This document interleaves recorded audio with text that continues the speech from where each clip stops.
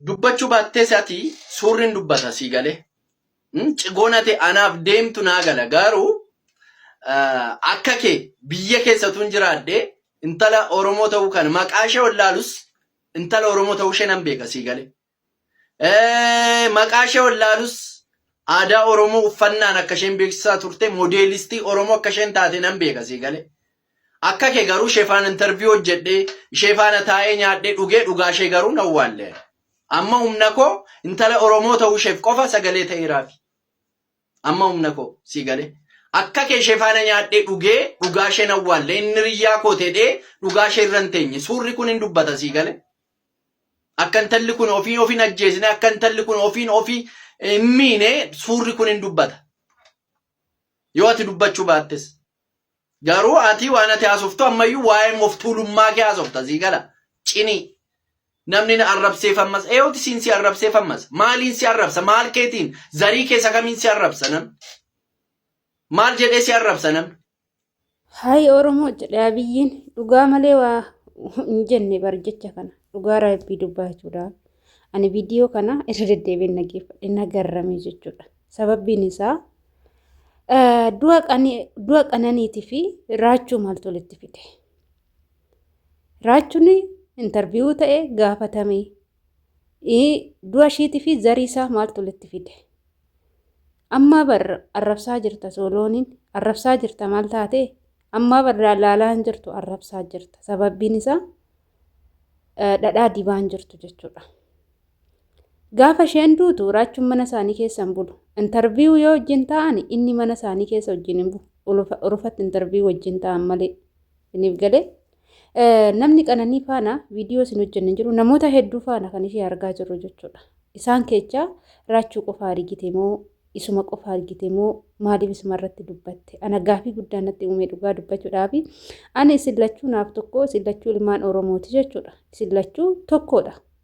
Garuu jechoonni kee nama ajaa'iba. Nama waan bakka inaaffaa irraa qabu akkasumas qiimii wayii irraa qabu keechaa qiimii sanitti ba'uufi malee nama qananiidha gubatee dubbatuun sirraa fakkaatu jechuudha. Tasallee jechoota keetii irratti nama qanuudhaaf dubbatuun fakkaatu. Nama qiimiidhaaf dubbatu. Nama yookaan immoo waatti yaadee karaa isa miidhuun dhabdee amma immoo asii yoon dubbadhe naa ba'aa laata kan jedhu kan dubbatteedha. Ashama harka fuune kabajamtootaa fi daawwattoota hordoftoota keenya nageenyi koo kan jaalalaa fi kabajaa bakkaa fi lafa jirtan isiniif haa baay'atu. Anis obboleettiin keessan bakkaa fi lafa jirutti waaqayyoof galannaa ga'u nagaa fayyaa kootidha. Egaa yemadaam qimamochee akkam jirtu isiniin jedha. Viidiyoon kun na ajaa'ibee jechuudha. Maarree erga duula ta'e nus yemadaam qimamocheen isa waan yaada keenya yoo ibsanne rakkoon qabu natti fakkaata. Kanaaf yaada dhuunfaa kootii viidiyoo sooloonii kanarratti ibsachuun dhufe jechuudha. Duutii qananii namni lapheen hin cabne hin jiru, namni hin gaddine hin jiru, gadda isheet irratti namoonni hedduun gaddanii jiru. Odoo ta'uyyuu immoo wanta tokko yoo dubbatan adda baafachaa laallachaa dubbachuunis jira. Suurri kun gadi ba'ee jira, gadi ba'ee jira. Garuu haa ta'uti abbaa suura kana gadi baase sunuu eenyudha? Akkamitti kaase? Jedhee namni gaafate hin jiru. Namni suuraa kanarrattu abbicha suuraa gadi baase santu gaafatamuu qaba ture. Raachuun qananii faana mana tokkotti hin galu. Isaan faana mana tokko hin jiraatu. Manni isaa kan biraa, manni isaanii kan biraa jechuudha. Innaa waa'ee du'a ishiitii fi waa'ee miidhama ishii haala jireenya ishii amma fakkeenyaaf ani shamara dubartiidha. Abbaan manaa kiyya na miidhaa jedhu. Miidhama abbaa manaa kiyyaa fi ciqiccii abbaa manaa kiyya tokko ilma dhiiraa tokkotti himachuun anaaf ulfaataadha jechuudha. Himachuu dhabuu danda'a. Kanaaf kananiin immoo miidhama ishii wanta ishii dhibaa jiru tokko raachuutti himachuu dhabuu dandeechi. Icciitii ishii beekuu dhabuu danda'a. Kolfa ishiitiif tapha ishiitiin alatti waa biraa hin beeku ta'uu danda'a. Kanaaf waan hin beekne tokko fidee akkamitti akkana isatu akkana godhe isatu ajjeese jedhee dubbachuu danda'a. Niif galeemti namoonni hedduun gadi ba'anii hin dubbanne amma namoonni bebbeekamoon namoonni hedduu waa'ee du'a ishii kanarratti gadi ba'anii hin dubbanne. Niif galee kanaafuu Soolooniin immoo kan raachuu irratti kaatu osoon biyya keessa jiraadhe kan jettu homaa tokko hin gootu. Aganaa kan dubbatte waan biyya ormaa jirtuuf jechuudha. Dhugaa jirtu yoo dubbanne aganaayyuu kan dubbachaa jirtu waan miidiyaa irra teechee tiktook irraa garana as baatee dubbattu malee takkaan isaanii argaa jirra. Kan asitti waccumarrinu gaafa biyya galte hafuura ishii hin baafattu. Maaliif jiraachuuf haalli biyyaa unkaan dubbataniitii miti zim jedhaniitu jiraachuun ulfaatee jira waan ta'eef.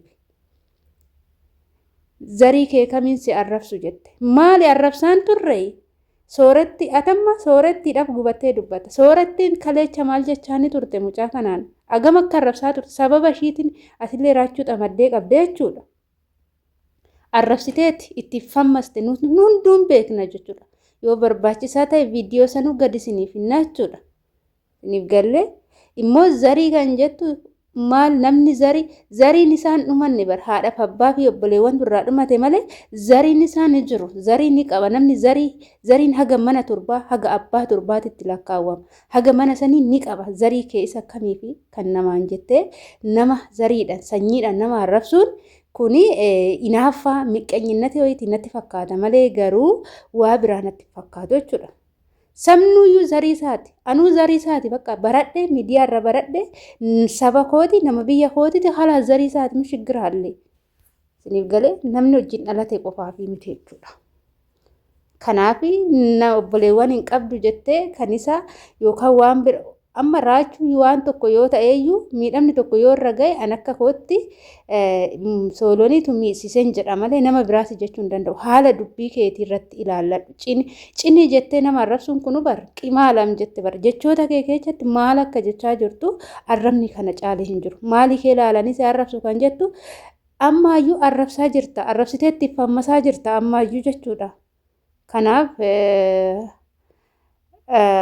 garuu akka mataa kootti ani raachuu nama arrabsu sargeen beeku gizee sin akkasitti arrabsitanillee inni gadi ba'ee hin dubbanne gizee soorettiin akkasitti arrabsitanillee inni gadi ba'ee hin dubbanne jechuudha. Ammas waa'ee du'a kananii ilaalchisee ani raachuun dubbii kana ni beekaa harkaa qabaa guutumaan guututti dubbachuu sodaate malee jedhee ani hin beeku akka mataa kootti beekus danda'a beekus dhabuu danda'a. Dhugaan obboleettii keenya kan duute waaqa bira jira jechuudha. Dhugaan ishii waaqaa gaditti immoo warroota mana sana wajjin jiran gaafa san galgala san. Waaqaa gaditti immoo hiriyyaa ishii gizee san akkana naan jette ani gizee tokko wanni shakkee mucayyoon takka hiriyyaa ishiiti jettee kan miidiyaa kanarratti gizee duraanii kan wajjin haasa'an gadi guuraa baatee takka jirti. Ani ishiitu itti inaafee yookaan akkana goosisee kan jedhu shakkiin qaba jechuudha. Malee har'as taanan borus taanan aandaalam haadha manaa isaan ajjeesa jedhee yaadu. Hin godhas jedhee yaadu. Odoo kan ajjeesu ta'e odoo jibba mucayyoo tanaa kan qabaatu ta'e iddoo garaagaraa qabatee deemu. Iddumti inni deemu muluun ishee biraan hin dhabu jechuudha. Bobaa ofii jala buufatee deema. Nama akkanatti bobaa ofii jala buufatee deemu kana akkamitti ajjeesa?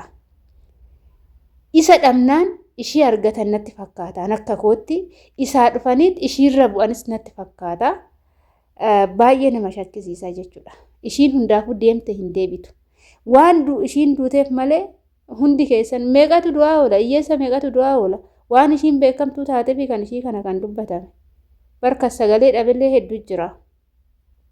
Kanaaf waan tokko odoo ilaalaa xiinxalaa dubbatanii gaariidha. Nama tokko giddumaan maaliif raachuunis yoo ta'e haala fi amala isaatiin jaalatame malee waa biraatiin miti jechuudha. Inni galee kanaaf odoo inaaffan hafee yoo namni tokko xiqqoo guddate bar inaaffan saba keenya inaaffan nama keenya amaluma isaati. Namni tokko guddate taanaan inaaftuun immoo hin baay'asti. Maaliif akka ta'e garuu hin beeku. Akkasii hordoftoota kiyya ana waan na ajaa'ibe viidiyoo kana warroonni dhaggeeffattan ani irraa muree tanaan fidee gadhumaa warroonni dhaggeeffattan jechoonni ni dubbata jechoota nama ajaa'ibuu fi nama dinqu jechuudha. Kun immoo inaaffaa miira inaaffaa mul'isa jechuudha. Akkasii hordoftoota kiyya viidiyoo kiyya ammaa akkasumarraa nan goolabaa turtiin wajjin gootaniif galatooma baay'ee chaawu.